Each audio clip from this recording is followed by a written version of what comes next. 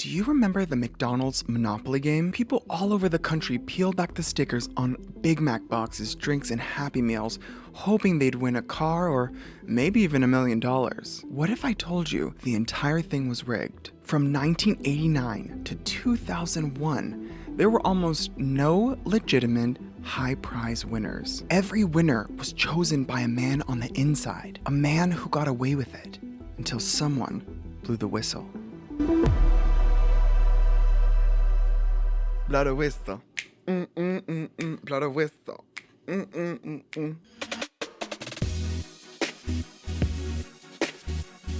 Aloha and welcome back to my channel. My name is Jake and I'm an artist who talks all things movies and TV while I make a rug. In today's video, we're talking McMillions, the documentary series behind the rigging of the McDonald's Monopoly game. It's the 9th episode of Tufting Talk, so while I'm breaking down the story, I'm going to be making a rug of that classic sticker we'd pull back, hoping it was going to be something big. Stick around to the end to see how it turns out, because it was a mess and I almost didn't finish the bitch, but I persevered and you'll see. Let's get rugging. In the 80s, sales were slipping and McDonald's needed a way to engage people to buy more food. But McDonald's, they weren't pros at this thing, so they turned to a third-party company called Simon Marketing. McDonald's paid Simon $500 million to come up with some kind of game, and they did. Simon developed a twist on the classic Monopoly game, where people would collect pieces from buying food at McDonald's. And like many other trends during this time, this one spread like wildfire across the US. People were obsessed. People fought to collect any and every piece that they could,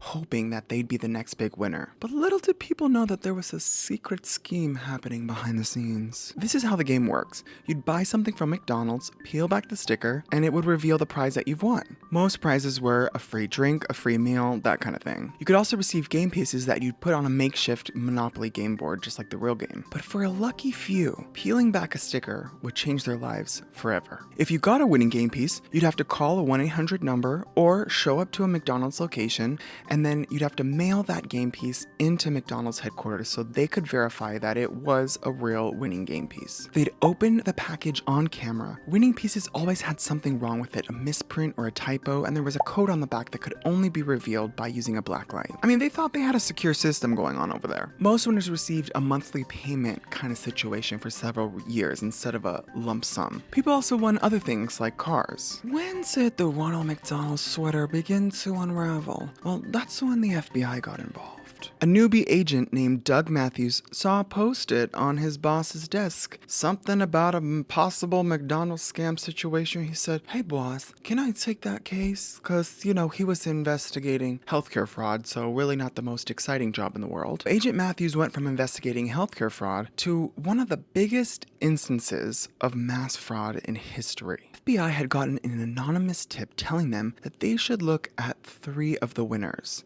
because even though they all had different last names, they were all related. Jerry Colombo was one of those 3. Jerry Colombo came from a powerful Sicilian family with ties to the mafia. He was from Florida, and he won a Dodge Viper, not by coincidence, of course. Jerry had heard that his Uncle Dominic was working with somebody who'd been rigging the game. Uncle Dominic then introduced Jerry to that someone, a someone named Uncle Jerry. Now, Uncle Jerry was the boss at the top. He was the one getting the winning game pieces. He was running the whole operation. Jerry and Jerry become friends, and when Uncle Dominic dies, Jerry says, "Let's go into business with each other. I'm gonna help you expand your operation." See, Uncle Jerry had access to winning game pieces, but Jerry Colombo had access to a network of people that were gonna make Jerry and Jerry very rich. It started with only family members being given game pieces, but once they ran out of family members, they started expanding to friends, acquaintances, and even strangers. I mean, one of the winners was Uncle Jerry's accountant, so they got a little messy. They gave pieces to mobsters, psychics, strip club owners, convicts, gang members, and even a family of Mormons. Yeah, it got real weird. They started selling these game pieces and telling people, you need to pay a fee, and then I'll give you a winning game piece and you can take the rest of the money for yourself. But to make the most amount of money possible, they had to recruit a lot of people. It was the best of both worlds. The winner would get a ton of money that they didn't have before, and Jerry would get a portion of their winnings. Say you were chosen to win $1 million. Jerry Jerry would get half of your winnings, and Uncle Jerry would get a flat rate of $50,000. But it was still a good deal for the winner, right? I mean, you're walking away with a lot of money. The best example of the curse of this dirty money comes from Lee, a woman who barely even knew Jerry for that long before he offered to make her a winner. She won $100,000, half of those winnings going to Jerry. But what she didn't account for was having to pay taxes on the total amount of $100,000. And that ended up being almost half of her winnings, which is really all she had left after she paid Jerry. Lee didn't really win anything, she only won a lot more problems. But then the most bizarre twist in the story occurs. Jerry Colombo, his wife Robin, who's an interesting character in this show by the way, and their infant son were all driving down the highway when they were hit on the passenger side by a big rig. And who was sitting on the passenger side? Jerry. The crash was sudden, but it seemed like Jerry was going to be okay. But because he was a bigger guy, they couldn't detect all of his internal injuries. He ended up dying from the car accident. We can't know what happened for sure, but some people speculate that this was a setup. He was involved with some pretty shady people, and after all, Jerry was making more than Uncle Jerry. It's possible that Uncle Jerry found out and he wasn't too happy about this. With Jerry Colombo gone, everything got messed up, the whole operation was a mess. He found a replacement not long after. Lee, the $100,000 winner, was then contacted by the IRS about her winnings. And since she didn't have enough money to pay them, she had to explain how she got all this money in the first place, thus exposing the scam. So at first, we're watching the show thinking that Lee is the whistleblower because she was the first person to tell someone outside of the scheme what happened. And her accountant is the one that was like, yeah, you don't even know your impact role, you cracked the whole case wide open. But it couldn't have been Lee because the tip didn't come from the IRS. The tip came in anonymously straight into the FBI. Before I tell you who blew the whistle, I gotta tell you about how they pulled this off. The one thing I've kept from you is how Uncle Jerry was getting these winning pieces. Are you ready? Jerome Jacobson, Uncle Jerry, was the head of security at Simon Marketing. Ooh, girl. Yeah, that had me gooped and gagged. A bombshell, I know, but it doesn't stop there. Simon worked with a company right outside of Atlanta called Dittler Brothers to print all the game pieces. And who was the head of security there? None other than Uncle Jerry's wife, Marcia. Yep. Not that I'm saying that she was involved, because she even said herself, if I would have known, I would have turned his ass in. But I don't know, something's a little fishy here. Dittler was extremely secure, just like Simon, allegedly. Now, once the winning game pieces were printed, they were locked in a vault that had 2 locks on it. Similar to a nuclear missile situation, one person would have to stand on each side of the vault, type in a code, and it would open. Jerry would look over their shoulders, memorize the combinations, and then reprimand his own team members for their negligence. Good. He made it look like he was disciplining his people for not being secure enough, and then turning around and using that knowledge for his own gain. So it's ironic that the person bossing everyone around, ensuring the integrity of the game, was the person breaking all the rules. Money, money, money, must be funny in a rich man's world. Jerry would then fly with these pieces where they'd assemble the food wrappers in boxes. The winning game pieces were stored in a bag with the regular schmegular game pieces that were then sealed in an envelope with a holographic sticker on the outside. That envelope was then locked in a briefcase and handcuffed to Uncle Jerry, and the only person who had the code was his travel partner, who was an independent auditor. Once they arrived at the factory, it would be Jerry, an independent auditor, someone from Dittler, and a customer service rep. The auditor would unlock the briefcase, take out the game pieces, and the customer rep would start putting them on boxes and drinks without anyone knowing which pieces were the winning ones. But how did he do it? Uncle Jerry would escape from his travel partner, go into the bathroom in the airport lounge, carefully peel back the envelope, use a black light to see which ones were the winning game pieces, take those out, replace those with regular schmegglers so the count wasn't messed up, and he was basically a millionaire from there. He was even sent a sheet of the holographic stickers used to secure the envelope by accident. So he wouldn't even have to be really that careful because he could just put another sticker on the outside and no one would know that it was tampered with. And how'd he get the code to the briefcase? Yeah, that's by just looking over the auditor's shoulder and memorizing the code. Really secure, guys, really secure. But this game couldn't be played forever. Once the FBI caught on to what was going on, a sting operation was organized. It was called Operation Final Answer. Newbie agent Doug Matthews, he had an idea. A little bit of a crazy one, but an idea. Because at this point,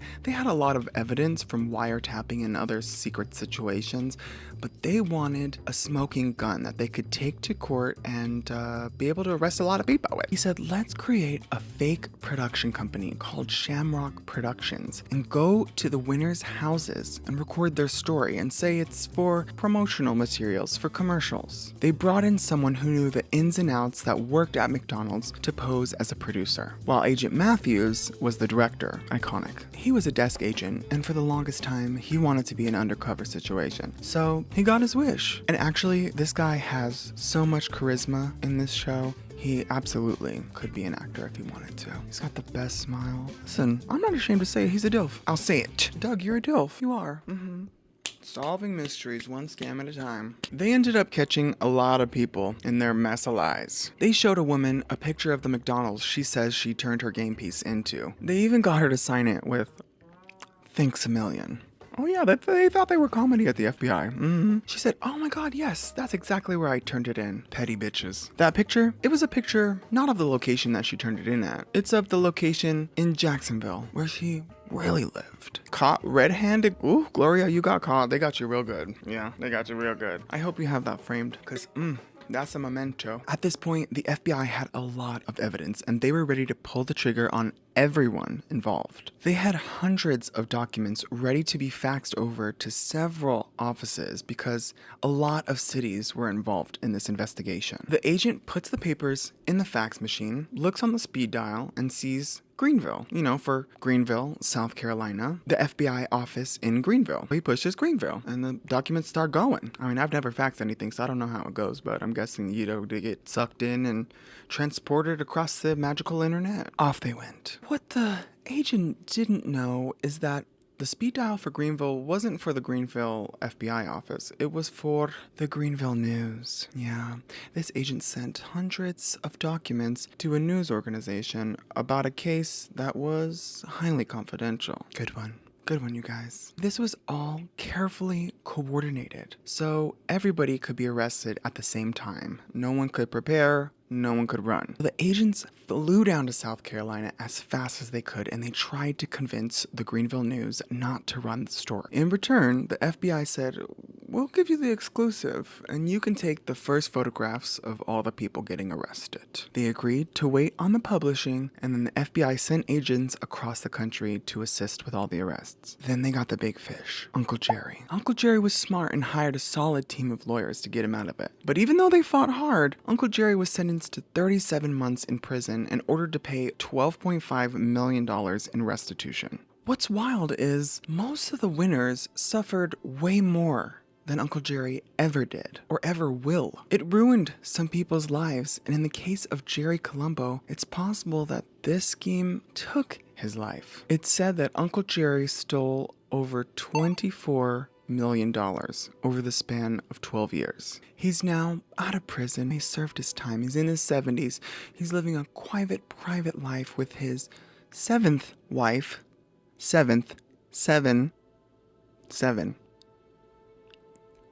And he makes monthly restitution payments of, take a guess, $370 per month. Yeah, and he's already in his 70s. And some people believe he's got a lot of money buried away somewhere. He fooled McDonald's for 12 years, so anything's possible. It's just crazy that the man at the root of it all is roaming free after a little over 2 years of prison. $370 per month being paid in restitution, not even realizing how many lives he's affected. Uncle Jerry has never spoken publicly about his role in the scam or the scamation of the situation in general. He sold the film rights to his story for $1 million to Ben Affleck and George Clooney, who are allegedly working on a movie, the tentative title being McScam. Just put Mick in front of anything and it works, I guess. As for the whistleblower, Robin, Jerry's wife, thought that it was Jerry's brother, Frank, but it was actually Jerry's mother, Ma Colombo. Frank's wife believes that Ma called in the tip because she wanted custody of her grandson. Jerry had passed, and Robin was arrested for grand theft auto, and soon probably her involvement in the McDonald's situation because she was one of the winners too. I think it's very possible that Ma did this, sure, for her grandson, but mostly because her son was killed. She lost her son, and she didn't want to lose her grandson too. If she believed that Uncle Jerry was responsible for her son's death, she could have done it to get back at him, not even realizing the domino effect that it would have on everyone else. She didn't account for everyone involved, over 50 people, to be implicated too. She probably just wanted to take down Uncle Jerry. She wanted justice for her son. If Ma didn't call in the tip when she did, it's possible that Uncle Jerry could have gotten away with it, and maybe even still be continuing the scam to this day.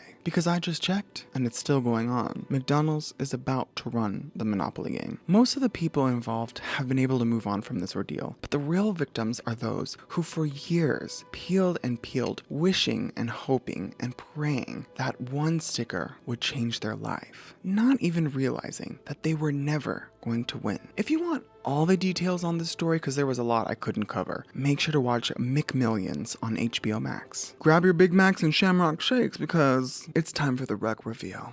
The game Monopoly has come to life at McDonald's. Collect St. Charles Place, States and Virginia Avenues, and win a dream vacation or $1 million. So play Monopoly. Do not pass go. Go directly to McDonald's. Listen, I had some trouble with this one because you see the whole pull situation at the top. Yeah, the lettering was very small for the size of frame that I have. So I tried to make it work, and then at some point I realized, yeah, it's just not gonna work. I decided we're just gonna print it out, laminate it, put it on, hope that the holographicness of it all detracts your eye. I basically made it a mixed media piece because I'm inventive and I'm a problem solver. If you want to see this rug come to life with augmented reality, make sure to follow me on Instagram and TikTok at WildJakey and at Cinerugs. If you enjoyed this video, I've got your next watch right over there. Mahalo. I want to thank you for taking the time to watch this video, and I hope you enjoyed it. My name is Jake, and I'll see you next time.